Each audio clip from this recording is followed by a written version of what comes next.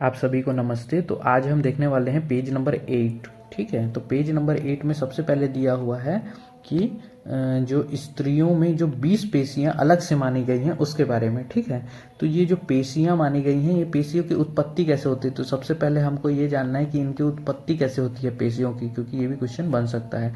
तो वायु के द्वारा या वायु द्वारा मांस का, ठीक है, वायु द्वारा मांस का विभाजन होता है, उससे ये पेशियां बनती हैं। ठीक है, तो इसको आपको अच्छे से याद रखना कि वायु द्वारा मांस का विभाजन। ये किसने अलग से बताया है, तो ये बताया अष्टांग हृदय और आचार्य सुश्रुत ने। ठीक है, ये दोनों ने अलग से इसको बताया। ठीक है, इसके बाद जो है स्तनों में 5-5 अलग होती हैं। ठीक है, तो स्तन में 5-5 अलग हो गई, तो ये टोटल 10 हो गई। ठीक है, अपत्य पत्य माने तो यहाँ पे 2 तरीके से, 2 बाह्य 2 अभ्यंतर। ठीक है, तो बाह्य की 2 और अभ्यंतर की 2, ऐसे करके ये 4 हो गई। ठीक है, शुक्र और आर्तव प्रवेशिनी से माने तो 3 होती हैं और गर्भ छिद्र से 3 होती हैं।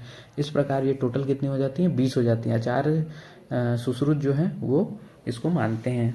ठीक है, इसके बाद है आधुनिक ने कितनी मानी है। आधुनिक ने टोटल, आपको एक रफ आइडिया होना चाहिए कि 600 के पार, मतलब 639 मानता है, लेकिन एक रफ आइडिया होना चाहिए यहाँ पे हमें।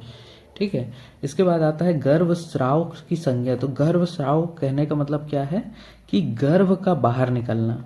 ठीक है, गर्भ का बाहर आना या निकलना, निकल जाना। ठीक है, इसको क्या बोला है, गर्भ स्राव। ठीक है, सुश्रुत ने बताया है कि 4 मास तक। भोज और जो वाग्भट है उन्होंने 3 मास तक बताया है। ठीक है, तो इसको आपको डायरेक्ट याद रखना है। ठीक है, इसके बाद जो है नेक्स्ट जो है वो आता है गर्भपात संज्ञा। अब ये गर्भपात कहने का क्या मतलब है, तो इन सभी का मतलब समझिएगा, तभी आपको ये अच्छे से याद कर पाएंगे। गर्भ का पातन, ठीक है, पातन होना। ठीक है, गर्भ का पातन, इसको बोला गया है गर्भपात। ठीक है, तो सुश्रुत ने क्या बोला है, 5वें और 6वें मास तक गर्भ का पात अगर हो सके तो। ठीक है, तो ये जो है ये आपको याद रखना कि यहाँ पे सुश्रुत ने गर्भ स्राव 4थे मास तक और गर्भपात 5वें और 6वें मास तक बताया है। ठीक है, उसके बाद आता है नाड़ी रोग। ठीक है, नाड़ी रोग की बात करें तो इसमें सुश्रुत ने क्या माना है, 8 माने हैं। तो वो 8 कौन कौन से होते हैं, तो ये आपको मिल जाएगा कि 8 कौन कौन से नाड़ी रोग होते हैं। वातज, पित्तज, कफज, फिर वात पित्तज, मतलब द्वंद्व से 3 आ जाएंगे। ठीक है, एक सन्निपातज हो जाएगा, और एक यहाँ पे जो आपको याद रखना है वो है शैल्यज। मोस्ट इंपॉर्टेंट, लोग भूल जाते हैं। ठीक है, तो इसको आपको अच्छे से याद रखना है। माधव और भाव प्रकाश ने 5 बताए। इन्होंने 5 कौन कौन से बोले, तो वातज, पित्तज, कफज, सन्निपातज और शैल्यज इन्होंने भी माना है। तो ये आपको मोस्ट इंपॉर्टेंटली याद रखना है। ठीक है, इसके बाद आते हैं सुख दोष। अब ये सुख दोष क्या है, तो देखिए सुख दोष जो है इसको सारंगधर, वैसे तो सुश्रुत ने देखिए 18 बताए हैं यहाँ पे। ठीक है, लेकिन जो सारंगधर हैं, सारंगधर उन्होंने इसको 24 बताया है, और इसको आपको अच्छे से याद रखना है। ठीक है, इसमें जो है 18 में जो आप देखेंगे तो 14 जो है वो साध्य हैं। ठीक है, 14 साध्य हैं और 4 असाध्य हैं। जो 4 असाध्य हैं उसको कौन कौन सा माना है, तो मांस अर्बुद है, मांस पाक है, तिल कल्क है और वृद्धि है। अगर हम यहाँ पे मांस अर्बुद की बात करें तो इसका निदान जो है एक बार पूछा गया है, और भी पूछा जा सकता है। तो मुष्टि प्रहार इसको दिया गया है, मुष्टि प्रहार, इसको आपको याद रखना है। बाकी जो मांसपाक, तिलकल्क और विदर्धी हैं, ये तीनों ही सन्निपातज होते हैं। ठीक है, त्रिदोषज या सन्निपातज, तो आपको ये तीनों को भी याद रखना है अगर क्योंकि क्वेश्चन में बना के दे देते हैं कि त्रिदोषज इनमें से कौन है कौन नहीं है, ऐसे करके, और बोला जाता है कि मांसपाक, तिलकल्क और विदर्धी में इनमें से सन्निपातज कौन सा है, और या फिर चारों हैं, तो आपको ऐसा लगाना है कि ये तीनों ही सन्निपातज हैं। ठीक है, तो ऐसे करके क्वेश्चन बन सकते हैं। ठीक है, उसके बाद बात करें कि वाग्भट जो वाग्भट हैं उन्होंने इसको गुह रोग के अंदर माना है, गुह रोग के अंदर माना है। ठीक है, उन्होंने गुह रोग की संख्या जो है 23 बताई है, जिसमें से 18 जो हैं वो सुख रोग हैं। ठीक, 18 कितने हैं, सुख रोग हैं। लेकिन जो 18 सुख रोग हैं, तो 5 जो बच रहे हैं वो कौन है, वो 5 हैं उपदंश। ठीक है, तो ये आपको अच्छे से याद करके रखना है। ठीक है, इसके बाद हम आते हैं आगे बढ़ते हैं। तो देखिए इसके बाद जो है क्षुद्र रोग। ठीक, क्षुद्र रोग की बात करें तो चरक जो है वो वर्णन ही नहीं करते हैं क्षुद्र रोग का। सुश्रुत जो है वो 44 मानते हैं और वाग्भट जो है 36 मानते हैं। ठीक है, यहाँ पे आपको सारंगधर का याद रखना है मेनली, अच्छे से 60 माना जाता है उनके द्वारा। ठीक है, तो इसको आपको अच्छे से याद रखना है। अगर क्षुद्र रोग की बात करें तो इसमें जो है आप देखेंगे, थोड़ा सा यहाँ पे हम लिख लेते हैं, जो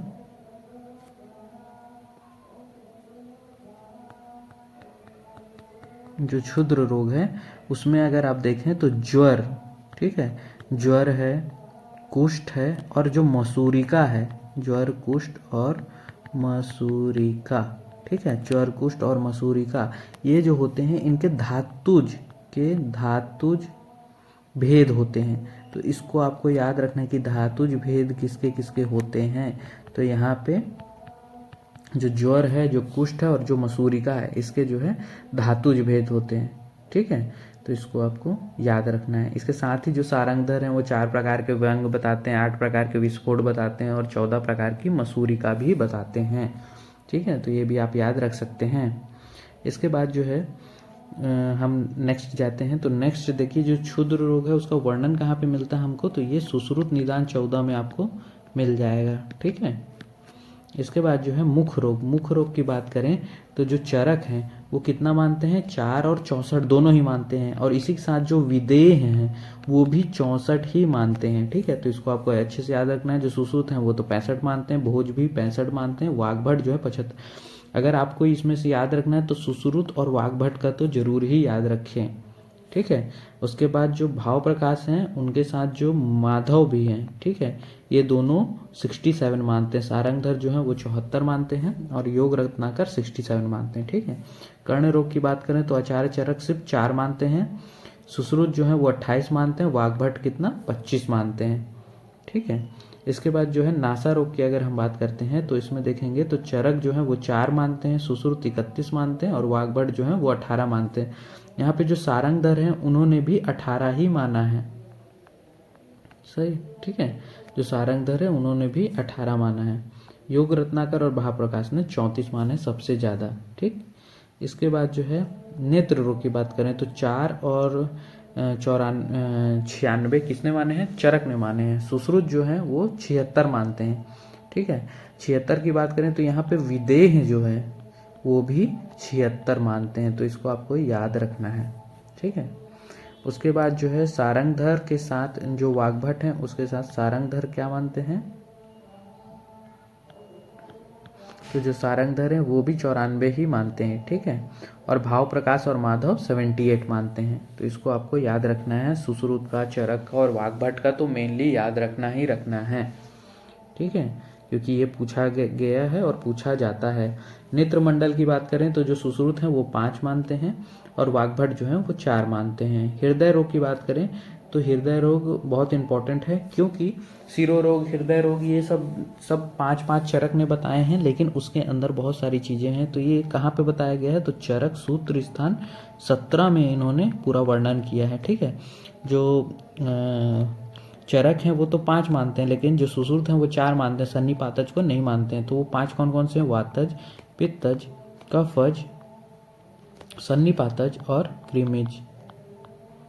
ठीक है, ये टोटल जो है मानते हैं। जो वातज में एक कहा गया है, इसमें आपको दर्र की आवाज, मतलब ऐसा करके आपको याद रखना है वातज में। पित्तज में कैसा लक्षण मिलता है, तो तिक्त अवभासता। ठीक है, तिक्त अम्लो उद्गार, ठीक है, ये जो है मिलता है। कफज की बात करें तो इसमें ऐसा लगता है कि पत्थर अस्मवत, मतलब पत्थर के समान शिला जो रख दी गई हो चेस्ट के ऊपर, ऐसा फील होता है। ठीक है, और जो क्रीमिज है उसमें मेनली क्या क्या मिलता है, तो इसमें लगता है कि ग्रंथि के समान, या फिर ये जो होती है ये महारुजा करती है, महारुजम, और ये जो होती है सुदारुणम, मतलब दारुण के समान। तो ये आपको इतना इसमें याद रखना है। ठीक है, तो ये हमारा पेज नंबर 8 जो है कंप्लीट होता है। थैंक यू, मिलते हैं नेक्स्ट पेज में।